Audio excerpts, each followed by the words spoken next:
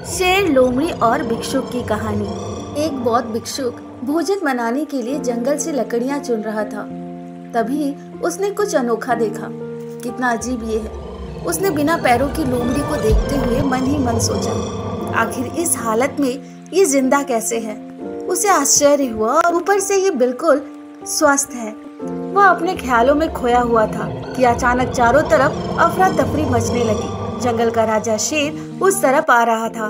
भिक्षुक जी तेजी दिखाते हुए एक ऊंचे पेड़ पर चढ़ गया और वहीं से सब कुछ देखने लगा। शेर ने एक हिरण का शिकार किया था और उसने अपने जबड़े में दबाकर लोमड़ी की तरफ बढ़ रहा था, पर उसने लोमड़ी पर हमला नहीं किया, बल्कि उसे खाने के लिए मांस के कुछ टुकड़े डाल दिए। ये तो घोर आश्चर्य है। शेर लोमड़ी को मारने के बजाय उसे भोजन दे रहा है।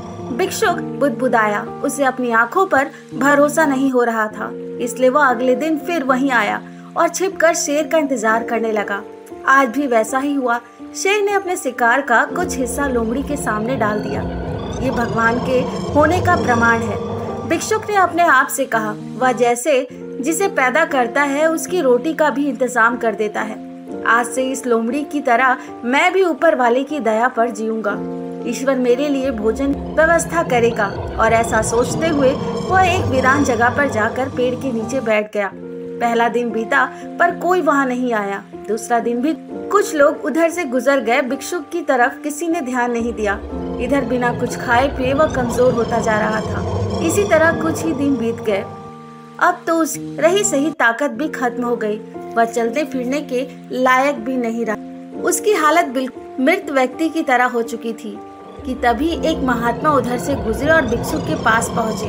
उसने अपनी सारी कहानी महात्मा जी को सुनाई और बोला, अब आप ही बताइए, भगवान इतना निर्दयी कैसे हो सकते हैं? क्या किसी व्यक्ति को इस हालत में पहुंचाना पाप नहीं? बिल्कुल है। महात्मा जी ने कहा, तुम इतना मूर्ख कैसे हो सकते हो? तुम ये क्यों नहीं समझे कि भगवान तुम्हें शेर की तरह बनते देखना चाहते थे, लोमड़ी की तरह नहीं? तो दोस्तों, आज की ये कहानी कैसी लगी कमेंट बॉक्स में जरूर बताएं। और हाँ, मेरे चैनल को लाइक शेयर सब्सक्राइब करना ना भूलें। धन्यवाद।